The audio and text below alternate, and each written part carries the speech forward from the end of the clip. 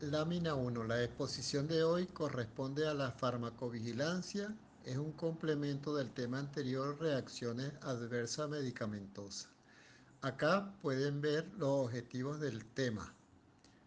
Lámina 2. La talidomida era un fármaco para el tratamiento de la ansiedad y los vómitos del embarazo, es decir, un ansiolítico y antiemético. A finales de los años 50 y principios de los 60 nacieron en el mundo, particularmente en Europa, alrededor de entre 10.000 y 20.000 niños con malformaciones congénitas, dentro de las cuales destacaba la focomelia. Había otras malformaciones, pero generalmente en todos los niños estaba presente esta patología focomelia o amelia o micromelia. Este evento se conoció como la tragedia de la talidomida debido al medicamento mencionado, que fue usado en embarazadas, como dije, para el tratamiento del vómito y el embarazo y como ansiolítico en dichos pacientes. Lamentablemente el fármaco no había sido suficientemente investigado antes de ser lanzado al mercado y resultó ser altamente teratogénico. Lámina 3. ¿Cuál fue el mecanismo de acción teratogénico? Una de las causas de la acción es que la talidomida tiene la capacidad de inhibir la angiogénesis, es decir, la formación de vasos sanguíneos durante el desarrollo embrionario. De haberse realizado los estudios preclínicos experimentales del fármaco, esta desgracia pudo haberse evitado. Lámina 4.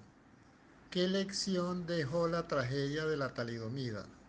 Una consecuencia positiva que deja el desastre de la talidomida fue la instauración de normas y reglamentos emitidos por los gobiernos de los países del primer mundo dirigidos a los responsables de la investigación en la industria farmacéutica para profundizar la calidad de los procesos correspondientes en las etapas de desarrollo de nuevos fármacos. Estas exigencias debían cumplir ensayos de toxicidad más rigurosos en el periodo preclínico, pruebas in vitro e in vivo en animales de experimentación, evaluación más exhaustiva en el periodo clínico a través del ensayo clínico para determinar la seguridad y eficacia de los nuevos fármacos, desarrollo de estrategias metodológicas para determinar su seguridad y eficacia a largo plazo una vez que el fármaco es comercializado. Esto es lo que se conoce como farmacovigilancia. Lámina 5. ¿Cómo es el proceso de investigación de fármacos hoy en día? Acá tenemos la cronología del deber ser en el estudio de nuevos fármacos, donde vemos dos periodos. El periodo preclínico, que trata de experimentación en animales para el estudio de la toxicidad aguda, de lesiones orgánicas, dependencia de la dosis, metabolismo, farmacocinética, riesgo de carcinogénesis, teratogénesis y mutagénesis. Según los resultados de este que se obtengan en este periodo preclínico, se pasa entonces al periodo clínico, que es lo que se conoce como ensayo clínico o experimentación clínica, el cual se va a realizar en seres humanos y tiene una duración de entre 10 y 15 años. Consta de 3 fases, aunque otros dicen que tiene 4 fases. En la lámina 6, entonces, en resumen, tenemos el periodo preclínico, en experimentación animal y el periodo clínico en humanos, que comprende el ensayo clínico y la farmacovigilancia, como dijimos, entre 3 y 4 fases. Lámina 7. ¿Qué es el ensayo clínico? El ensayo clínico es toda investigación efectuada en seres humanos para determinar o confirmar los efectos clínicos farmacológicos y o demás características farmacodinámicas y estudiar la absorción, distribución y eliminación, que comprende metabolismo y excreción, así como detectar reacciones adversas medicamentosas de los fármacos nuevos y precisar en definitiva su seguridad, eficacia y utilidad. Existe un término que está inevitablemente asociado al ensayo clínico, que es el consentimiento informado. El consentimiento informado es un proceso mediante el cual una persona acepta participar en una investigación conociendo los riesgos, beneficios, consecuencias y complicaciones que se puedan presentar en el proceso.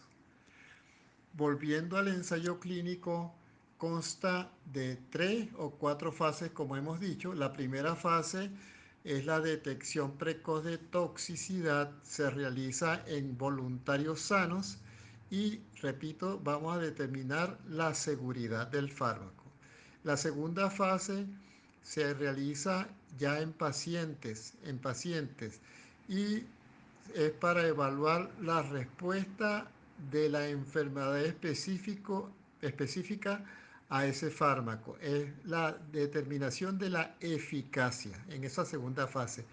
Y la tercera fase va a evaluar los parámetros anteriores, es decir, eficacia y seguridad en grupos de pacientes más amplios, más numerosos, para evaluar si es más eficaz y segura que los medicamentos que ya están disponibles en el mercado. Por último está la fase 4, que es la farmacovigilancia, que ya es el estudio de los fármacos una vez están en el mercado farmacéutico mundial. En la lámina 8 vemos, este es un complemento de la lámina anterior, de la lámina 7, sobre las fases del ensayo clínico.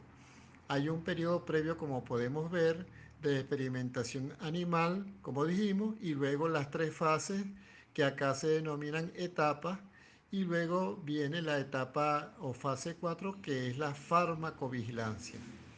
En la lámina 9 vemos otro gráfico que es complemento de las 2 láminas anteriores. El ensayo clínico, como vemos en la lámina 10, tiene limitaciones, de tal manera que la información que se obtiene con él no es suficiente. Sin embargo, siempre es conveniente obtenerla. Es decir, repito, es muy posible que la información que se obtenga en el ensayo clínico no sea suficiente, pero siempre es conveniente obtenerla porque sirve de orientación muy importante para la fase 4 de farmacovigilancia. ¿Cuáles son las limitaciones del ensayo clínico? Se pueden ilustrar con lo que se llama la regla de los muy. Muy poca se refiere a que en el ensayo clínico la muestra de pacientes estudiadas es baja y no es suficiente para detectar muchas reacciones adversas. Por ejemplo, es poco probable que podamos detectar reacciones tipo B, porque en un ensayo clínico la detección de reacciones adversas que tengan una incidencia de 1 en 10.000. La muestra debería ser con 16.000 pacientes, lo cual es un poco difícil. Y aún así la probabilidad de descubrir una reacción adversa sería de solo 80%, debiendo contarse con una muestra de 30.000 individuos para elevar esa probabilidad a 95%. Por esa razón, las RAM tipo B, que son muy poco frecuentes, es poco probable que se detecten en el ensayo clínico. Otro muy es muy breve. Se refiere a que en el ensayo clínico no se estudia el uso crónico de los fármacos porque tienen una duración muy corta. Se realiza en periodos relativamente cortos. Así que en el ensayo clínico no se van a detectar aquellas reacciones adversas que aparecen con el uso crónico, especialmente las reacciones tipo C continua y las reacciones tipo D demorado. Otro muy se refiere a muy simple. Se refiere a que en el ensayo clínico se excluyen pacientes con historias clínicas y y regímenes terapéuticos complicados.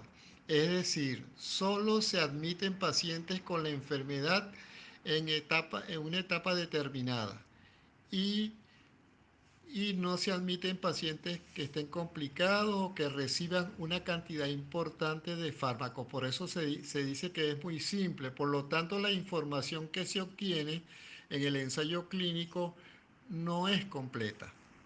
Otro muy promedio se refiere a que en el ensayo clínico se excluyen ciertas poblaciones especiales como la población pediátrica, la población geriátrica, las embarazadas y la de las madres lactando, por lo que el grupo de pacientes es muy promedio. Por lo tanto, la información que se obtiene en el ensayo clínico no es completa. Las embarazadas se excluyen porque no es ético exponerlas a posibles teratógenos, ejemplo la talidomida. Los niños y ancianos se excluyen porque puede no ser necesario incluirlos, porque no hay la indicación del nuevo fármaco no los incluye. Se excluyen poblaciones especiales porque no es ético ni necesario incluirlas y porque se podrían introducir un número excesivo de variables intervinientes que cuestionarían el resultado del ensayo clínico desde el punto de vista científico. Nuevamente acá, la información que se va a obtener en el ensayo clínico es incompleta. Otro muy estrecho se refiere a que en el ensayo clínico suelen orientarse solo a una indicación precisa de la droga, aun si la misma pudiera usarse en otras condiciones en poblaciones diversas ante historias clínicas variables. Por eso se dice que la indicación es muy estrecha, muy circunscrita a determinada etapa de la enfermedad. Lámina 11. La farmacovigilancia se considera la fase 4 del ensayo clínico para algunos autores. Sin embargo, otros la consideran un periodo exclusivo aparte. La farmacovigilancia es la extensión del estudio de los fármacos a nivel de toda la población. En otras palabras, se trata del seguimiento del fármaco una vez que éste ha sido lanzado al mercado. La farmacovigilancia es una actividad de salud pública destinada a identificar, cuantificar, evaluar, prevenir y difundir los riesgos asociados a los medicamentos que están en el mercado. Se define como el proceso que permite la detección, registro y valoración sistemática de las reacciones adversas de los medicamentos que se prescriben con o sin récipe médico. ¿Cuáles son las tareas de la farmacovigilancia? Aquí la vemos en la lámina 12.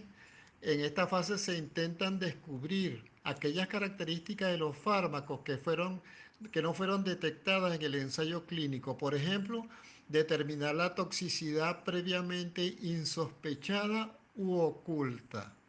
Asimismo, para evaluar la eficacia del fármaco en plazos mayores, reevaluar la relación riesgo-beneficio y detectar si el medicamento tiene nuevos beneficios, es decir, nuevas indicaciones, como ha pasado con muchos fármacos que ya están en el mercado desde hace tiempo. ¿Cuáles son las diferencias entre el ensayo clínico y la farmacovigilancia en cuanto a la capacidad para detectar reacciones adversas? Lo vemos en la lámina 13, duración. La duración del ensayo clínica es corta, en contraste la de la farmacovigilancia no termina nunca, porque el fármaco está en el mercado. O sea que es infinita la duración de la farmacovigilancia. El número de sujetos incluidos en el ensayo clínico se incluyen solo unos pocos miles de individuos como máximo. La farmacovigilancia potencialmente abarca toda la población. Edad y sexo de los sujetos incluidos en el ensayo clínico se incluyen solo a individuos muy parecidos en edad y sexo, lo que no es válido para la farmacovigilancia. Patrón temporal de reacción adversa que puede detectarse. Tanto en el ensayo clínico como en la farmacovigilancia pueden detectarse reacciones adversas tempranas o precoces. Las reacciones adversas tardías solo se pueden detectar en la farmacovigilancia, dada la corta duración del ensayo clínico. Frecuencia de RAM detectable. En el ensayo clínico, detectar reacciones adversas frecuentes suele ser difícil la detección de ciertas reacciones adversas, como dijimos anteriormente. De tal manera que habría que subir la muestra en el ensayo clínico, lo cual es poco probable. Capacidad de detección de interacciones. En el ensayo clínico es imposible detectar interacciones porque el paciente solo va a recibir el fármaco investigado y ningún otro medicamento. Así que definitivamente las interacciones adversas están descartadas que se detecten en el ensayo clínico, a diferencia de la farmacovigilancia, donde es totalmente seguro que van a detectarse interacciones medicamentosas con una reacción adversa tipo A. En resumen, como el ensayo clínico es breve, solo detecta RAM precoces, la farmacovigilancia es infinita y detecta RAM precoces y tardías. Como el ensayo clínico el número de pacientes es limitado, solo detecta RAM frecuentes, la farmacovigilancia detecta RAM frecuentes y raras. El ensayo clínico solo detecta RAM en grupos limitados de la población. La farmacovigilancia detecta RAM potencialmente en cualquier individuo de cualquier población especial o no. En el ensayo clínico no se detectan interacciones porque se excluyen los pacientes que reciben otros fármacos. En la farmacovigilancia sí es posible porque el paciente puede estar recibiendo otros fármacos. En el ensayo clínico no se detectan ciertos tipos de reacciones adversas como las reacciones tipo B por su baja frecuencia. Las reacciones tipo C no se detectan por el corto tiempo del ensayo clínico. Las reacciones tipo D no se detectan por el corto tiempo del ensayo clínico y exclusión de las embarazadas. Se pueden detectar en el ensayo clínico las reacciones tipo E y las reacciones tipo F. En la farmacovigilancia se pueden detectar todos los tipos y subtipos de reacciones adversas. Lámina 15. La estrategia del médico para determinar si un fármaco es el culpable o el responsable de un acontecimiento adverso en el paciente que lo recibe se apoya en dos términos básicos y en un algoritmo. Los términos son imputabilidad y causalidad, los cuales se definen a continuación. Imputabilidad es la apreciación clínica de la existencia de una relación causal entre la aparición de cierto evento en un paciente dado y la administración de un fármaco. Se trata de la posibilidad de adjudicar efectivamente a un fármaco los eventos observados. Para ello se realiza un análisis individual caso por caso de la relación de causalidad entre la administración de un medicamento y la aparición de una reacción adversa medicamentosa. La imputabilidad es como una especie de juicio que se le hace al fármaco, un juicio rápido, sumario, para determinar si él es responsable o no de los síntomas que estamos viendo en el paciente, que podrían deberse a la enfermedad que el paciente tiene o podrían ser causados por el medicamento que se ha administrado. El otro término es la causalidad. La causalidad lo que permite es determinar que un fármaco es el responsable del evento que estamos presenciando en el paciente. Es decir, tenemos la certeza de que el paciente está presentando esa clínica por el agente causal que es el fármaco y no la enfermedad de base del paciente. Es resultado de la imputabilidad y de la evaluación individual de la relación entre la administración del medicamento y la aparición de una reacción adversa. Vamos a continuar con la segunda parte de la clase farmacovigilancia. Lámina 16. Para precisar mejor la definición de imputabilidad y causalidad, diremos que la imputabilidad es como un juicio penal que se realiza al agente sospechoso, que es el fármaco, de causar un daño a un paciente, que es la reacción adversa. En ese juicio se debe establecer si el fármaco es responsable o no de dicho daño, es decir, si es culpable o inocente, o si existe o no relación de causalidad. Y si le existe esa relación de causalidad, entonces se trata de una reacción adversa. En cuanto a la imputabilidad, mediante la imputación se logra determinar, previa obtención de información y análisis del caso puntual, si este evento adverso es o no una reacción adversa medicamentosa. ¿Qué aspectos se toman en cuenta para decidir la imputabilidad? En primer lugar, la relación temporal. Precisar si el evento apareció antes o después del fármaco. Definitivamente, si apareció antes de administrar el fármaco, no se trata de una reacción adversa. Lo contrario sería si el evento fue posterior a la administración del fármaco. En segundo lugar, información científica previa. Si existe información sobre y reportes anteriores sobre efectos similares descritos para este fármaco, hay muchas probabilidades de que se trate de una reacción adversa medicamentosa. El resultado de la suspensión. Si una vez aparecen los eventos, se suspende el fármaco y el paciente mejora, es una señal que se trata de una reacción adversa medicamentosa. Hay una excepción para la reacción adversa tipo E, porque precisamente la suspensión del fármaco es la que causa la reacción adversa tipo E. El resultado de la readministración. Si la clínica empeora una vez readministrado el medicamento, sugiere la responsabilidad del fármaco. Por el contrario, en el caso de las reacciones tipo E, si el paciente mejora al readministrar el fármaco, entonces estamos ciertos que se trata de una reacción adversa tipo E. Otras causas que puedan explicar los síntomas del paciente. Es posible que existan otras causas y si las existiere, ya eso ayuda a dilucidar si se trata o no de una reacción adversa. Mientras más causas alternas existan, hay menos probabilidad de que se trate de una reacción adversa medicamentosa. Por último, la plausibilidad biológica, es decir, que el fármaco tenga algún mecanismo de acción posible que pueda explicar las manifestaciones clínicas observadas.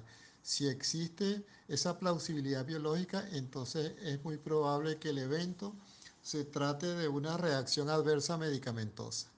Lámina 17. Se han elaborado múltiples pautas o algoritmos, de los cuales el más aceptado en Venezuela y en muchos países es el de Karch y Lasaña, modificado por Naranjo y colaboradores. Es un algoritmo el cual se muestra en la diapositiva, pero es más bien una planilla donde se coloca un puntaje positivo o negativo según sean las respuestas a las preguntas, que exploran los factores que mencionamos antes. Lámina 18.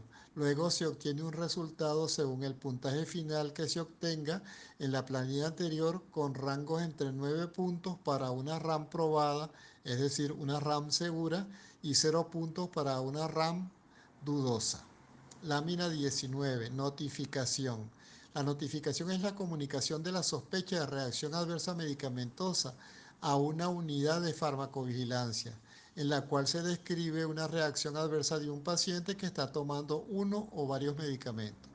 La notificación espontánea, voluntaria, es el método más eficiente para identificar riesgos previos desconocidos de los medicamentos. Lámina 20.